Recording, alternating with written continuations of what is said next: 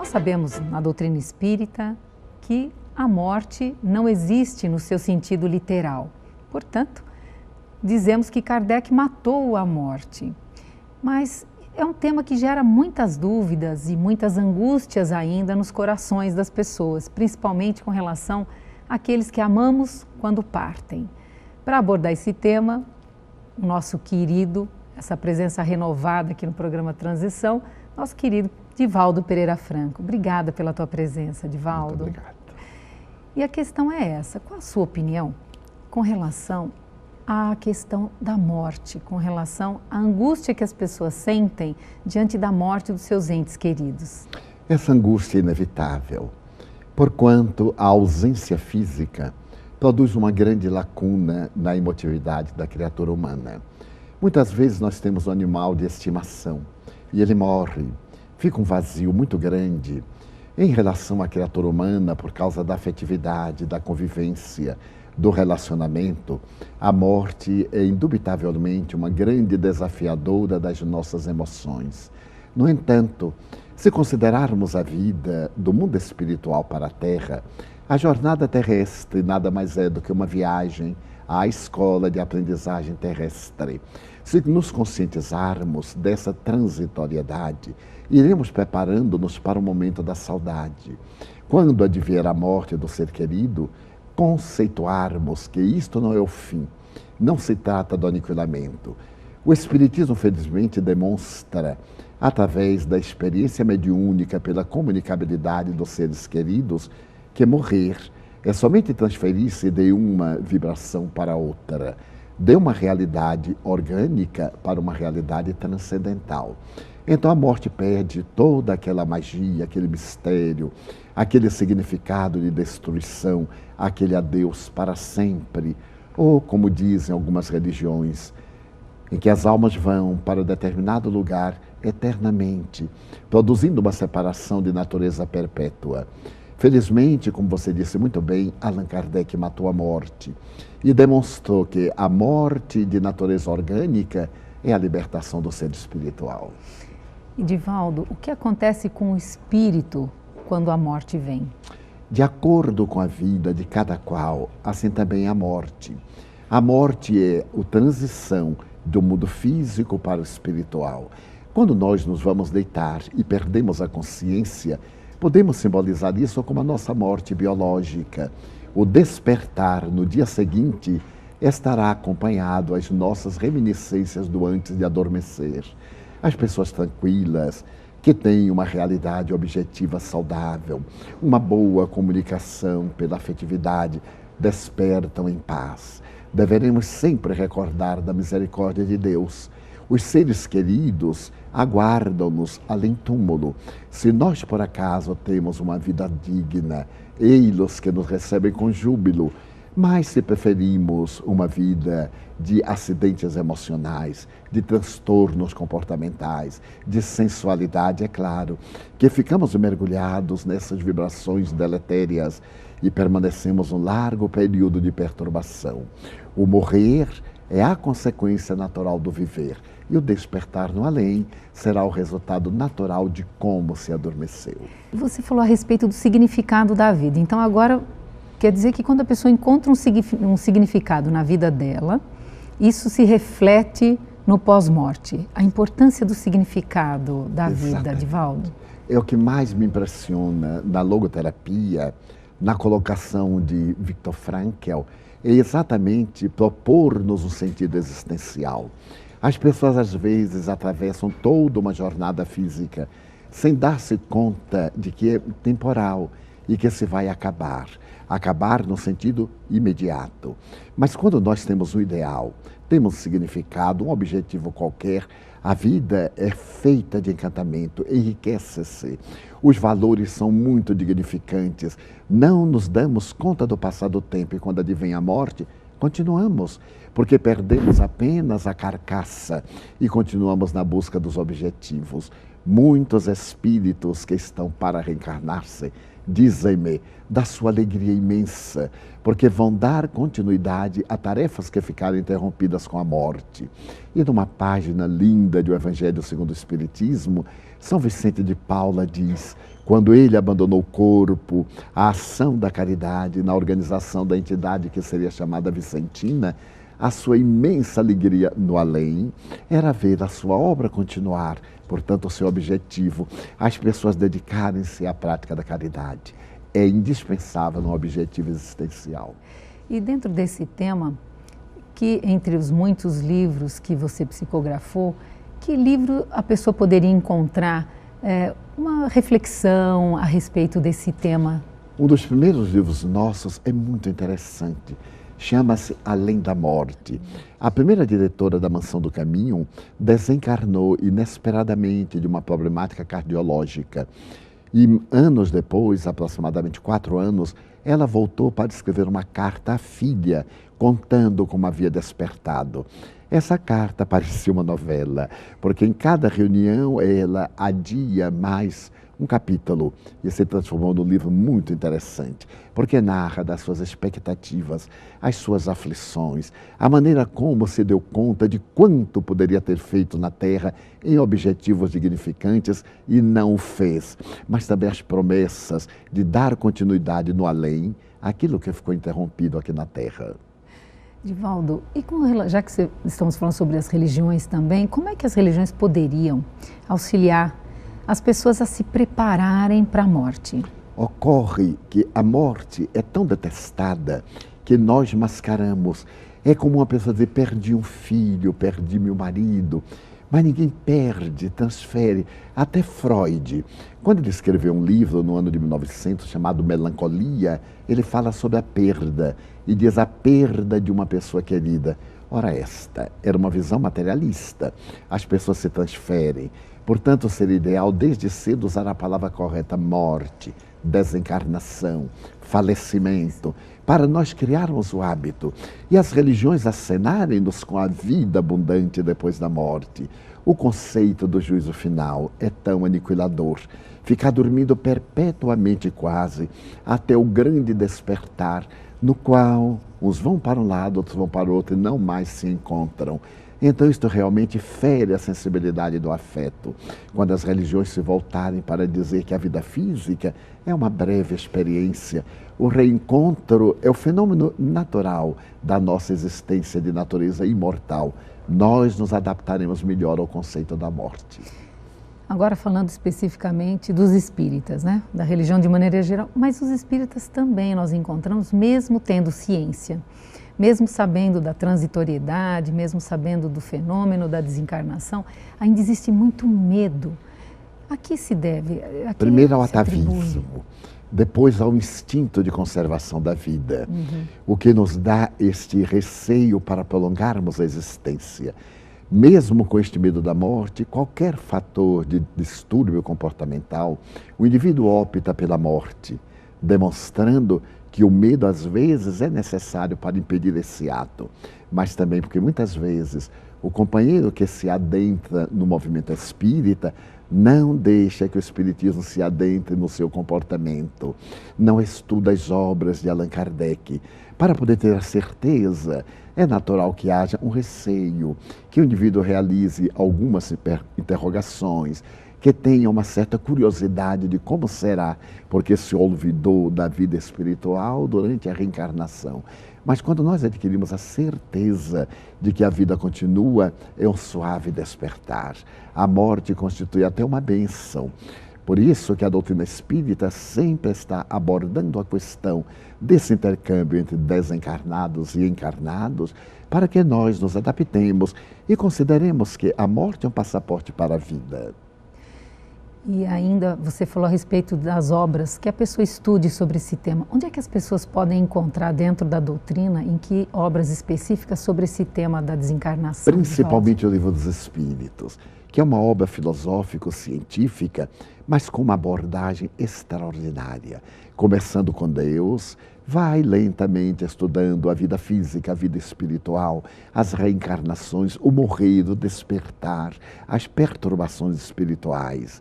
Também, mais tarde, nós temos o céu e o inferno, em que os espíritos retornam em vários estados de psiquismo, desde aqueles sofredores, o inferno simbólico, aos que estão em trânsito, um purgatório, àqueles que desfrutam das benesses dos céus, trazendo a certeza dos reencontros abençoados e da continuidade da vida. Mas então, agora já cientes de todo esse processo e conscientes de que a vida prossegue, o que dizer daquelas pessoas que buscam os entes queridos que já partiram? É natural que haja uma necessidade do intercâmbio, de ouvir uma palavra de alento, de ter a certeza agora, através do fato examinado pela consciência, de que, em verdade, morrer é libertar-se do corpo, mas não é perder a vida. No entanto, nós deveremos recordar que o número de indivíduos que desencarnam é muito maior do que o dos médiuns com a capacidade para receber as mensagens. Valham-nos as experiências de outros. Amigos às vezes me dizem, eu não tenho certeza, porque eu nunca recebi uma mensagem pessoal. Eu digo, mas eu tenho certeza do HIV, embora eu nunca tenha visto no microscópio. Eu acredito na vida microscópica e nunca a vi. Acredito também na macroscópica, nunca estive diante de um telescópio.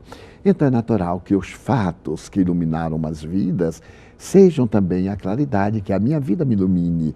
Se eu tiver a oportunidade de uma experiência pessoal, muito bem. Mas se não tiver, vale a experiência que outros dignos de fé experimentaram. E qual é a garantia, Divaldo, de que de fato esse contato foi verídico?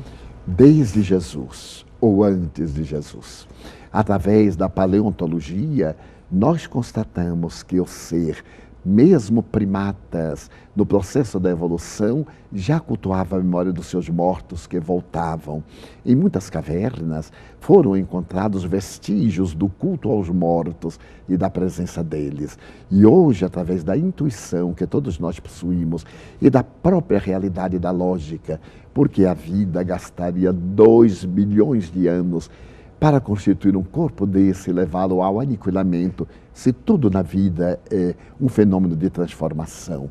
Então a lógica e o bom senso nos dizem que o corpo é transitório, mas o ser que somos no corpo, esse é permanente. Divaldo, as pessoas que dizem que quando um ente querido desencarna, é que o fato de chorar e de pensar e de chamá-lo, tudo isso acaba perturbando esse espírito na erraticidade. O que dizer nesse sentido? Há muitos tabus e há muitas pessoas que dão palpites em torno do que não conhece. Verdade. Quando eu desencarnar, se ninguém se lembrar de mim, eu vou ter uma profunda decepção. Naturalmente, nós não deveremos desesperar-nos, blasfemarmos, revoltarmos-nos com aquele fenômeno doloroso, mas recordar faz muito bem aos espíritos. Eles me dizem que os seres queridos que os evocam pela ternura, pelas lembranças, isto lhes faz muito bem. Toda vez que pensamos neles e os aureolamos com uma prece, com um sentimento de gratidão, eles recebem como um verdadeiro telefonema, um telegrama, rejubilam-se, comovem. Eu digo às pessoas cujos familiares desencarnaram, chore. É natural. Nós, às vezes, perdemos um objeto de pouco significado, sentimos uma dor.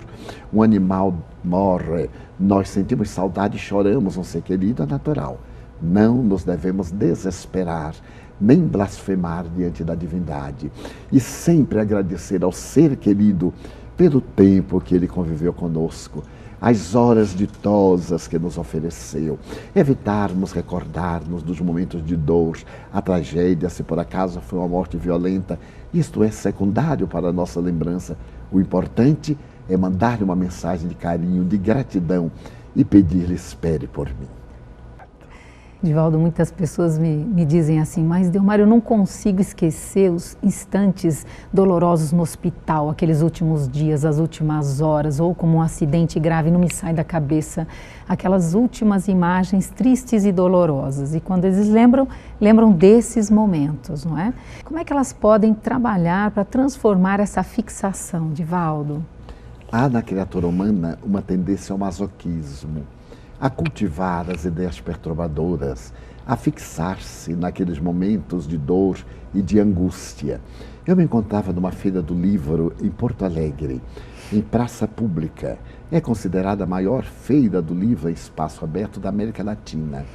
E fui convidado a proferir uma palestra também sobre a morte. Fomos convidados um sacerdote católico, um pastor protestante, um neuropsiquiatra materialista e nós outro. Então eu fiquei na expectativa do que todos eles iam dizer. O pastor protestante fez uma abordagem não muito feliz, porque se utilizou da Bíblia para ameaçar e para poder condenar, o que sempre leva mais aflição às criaturas. E como nós somos favoráveis ao Deus amor e não ao Deus temor, quedamos-nos surpresos com aquela perda de oportunidade. O padre católico fez a abordagem dentro da teologia, o céu, o inferno, o purgatório. Eu fiz a abordagem a respeito da imortalidade em triunfo. Porém, quem mais me cativou foi o materialista, por incrível que pareça. Porque ele disse, quando alguém vem ao meu consultório com um transtorno depressivo profundo, pela morte de um ser querido, eu não sei o que dizer. Os senhores, referia-se a nós outros das 3 religiões, dispõem do arsenal da esperança, da sobrevivência. Mas eu, que tenho uma formação acadêmica eminentemente materialista, durante um largo período eu me aturdia e procurava desviar o tema, até que eu tive um insight. O meu insight foi o seguinte, perguntar à pessoa enlutada, quanto tempo viveu o ser que você pranteia? E a pessoa dizia-me, X dias, meses, anos, décadas. Então, não se lembre daquele momento terrível. Você tem um largo período de recordações. Agradeça a este ser amado as alegrias que ele proporcionou. Agradeça-se as alegrias que você lhe proporcionou, porque nada na vida é permanente. Então você foi feliz por um largo período, ou breve período de convivência, porque o que importa não é a extensão do tempo, mas a qualidade do tempo que alguém viveu. E a partir daí, eu encontrei um excelente argumento para aqueles que não creem na imortalidade. Recorde-se das horas felizes. É traumatizante.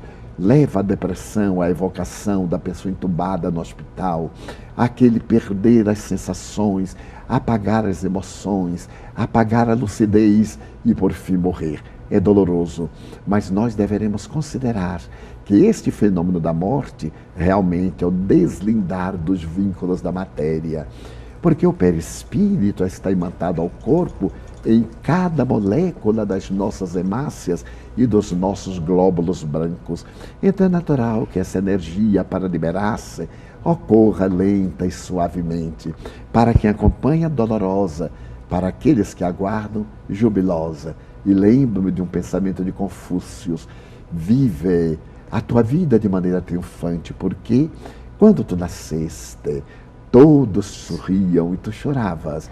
Então vive de uma forma que, quando tu partas, todos chorem e tu sorrias. Que lindo.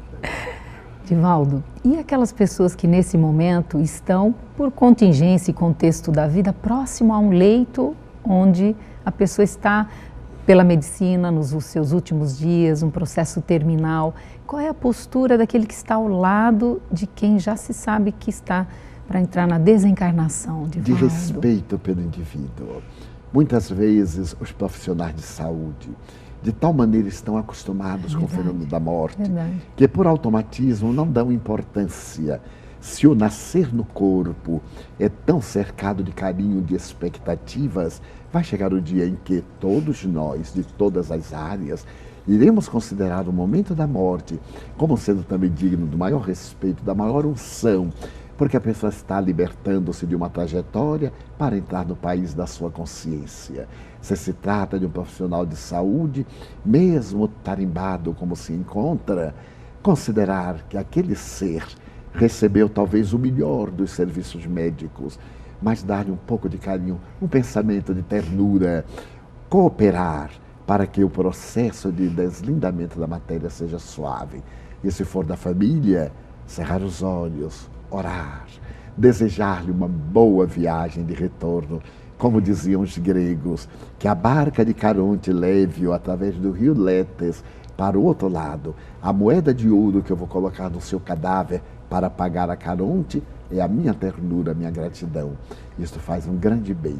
E muitos espíritos me contam, Delmar, que eles conseguiram captar o pensamento daqueles que estavam à sua volta no momento da desencarnação.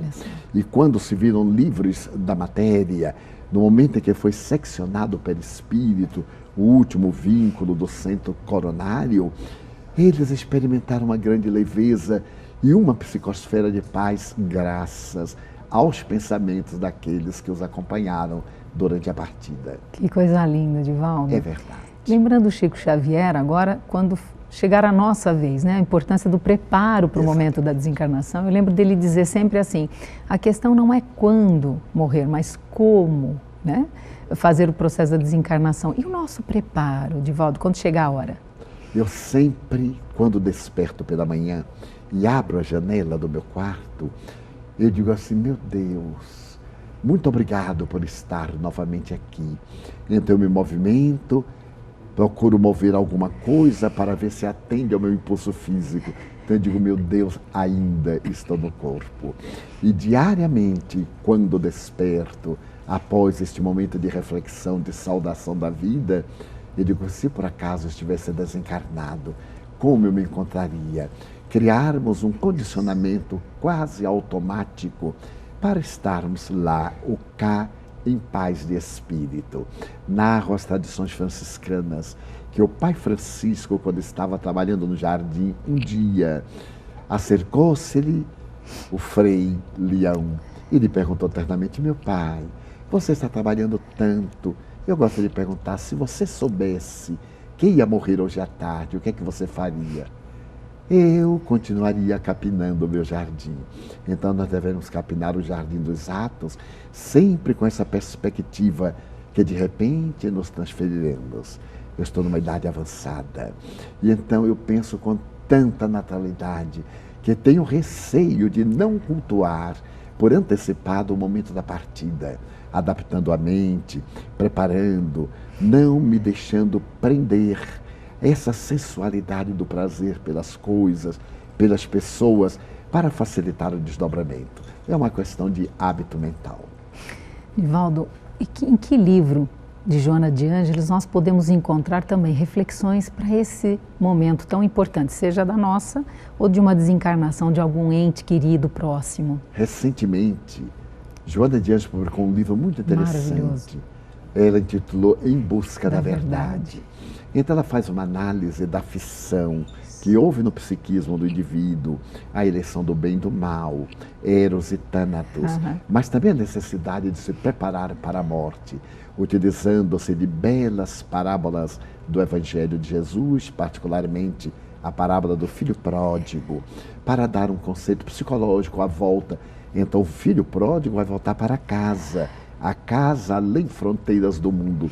Isso dá uma tranquilidade tão grande, porque nós nos envolvemos na alegria do dever cumprido e na perspectiva de novos deveres que deveremos desempenhar. Algumas pessoas, Divaldo, elas têm dentro da doutrina espírita medo assim de, se eu pensar muito no ente querido, eu posso atrair uma obsessão? De maneira nenhuma. Uma ideia fixa já é um distúrbio de comportamento, porque é um sintoma neurótico. Mas se nós pensarmos com carinho no espírito querido, seja ele familiar ou não, se fixarmos periodicamente a nossa mente numa entidade nobre, de maneira nenhuma isso pode tornar-se uma obsessão. Mas se fixarmos em entidades sensualistas, naqueles companheiros da vida conjugal que desencarnaram e nós sentimos a saudade física e desejamos evocar aqueles momentos de comunhão carnal, é claro que isso traz perturbações. Primeiro porque ficamos inquietos, insatisfeitos, ansiosos, e isso pode atrair o ser evocado para que ele, se materializando, volte à coabitação hoje impossível. Mas pensar no bem somente faz bem. Pensar nos espíritos nobres é edificante e é libertador, porque eles nos atendem e livram-nos de perturbações comuns e de pensamentos deletérios. Uma outra cena que me vem à mente enquanto você responde, Divaldo, são cenas assim, às vezes ali no momento do velório, a pessoa que às vezes bate no peito, você me deixou, agora eu estou aqui sozinha ou sozinho, nesse desespero que você já havia dito antes, mas nesse momento, como entender esse contexto, Divaldo? Isso me preocupa e sempre me chamou a atenção, porque as pessoas que dizem que amam-se através daquele que parece ser o amado. Porque a primeira preocupação de quem fica não deve ser como vai ficar, mas como estará o ser que viajou. Perfeito. O indivíduo partiu não foi porque quis, particularmente nos fenômenos da morte natural. Então, porque alguém vai acercar-se para dizer, você me deixou, como se ele fosse um ingrato. E depois muitos costumam dizer essa frase, agora que fulano morreu, o que será de mim? É verdade. Por que não que será dele ou dela? É o egoísmo nosso que nos leva ao desespero, não por afeto a quem viajou, mas por autocompaixão, numa reação natural às nossas necessidades que eram atendidas pelo ser amado. Não temos o hábito de pensar no outro, de amar o outro, de contribuir em favor do outro. Normalmente fazemos do outro espelho para o nosso auto-amor e transferimos nossos conflitos nos relacionamentos. A sua proposta é real e notável, porque o espírito perturba-se. Ele ouve, ele sabe que não pode atender, ele ainda está desligando-se da matéria, envolto naquele escafandro de energias pesadas, de vibrações ainda muito físicas, e ao ouvir esses bramidos, esses desesperos, entra em agonia e às vezes perturba-se e enlouquece. Divaldo, nas suas considerações finais, o que você poderia dizer para os nossos amigos telespectadores que perderam, ou melhor, que os seus entes queridos desencarnaram? Diriam que amem, amem-nos, da mesma forma como se estivessem ao seu lado.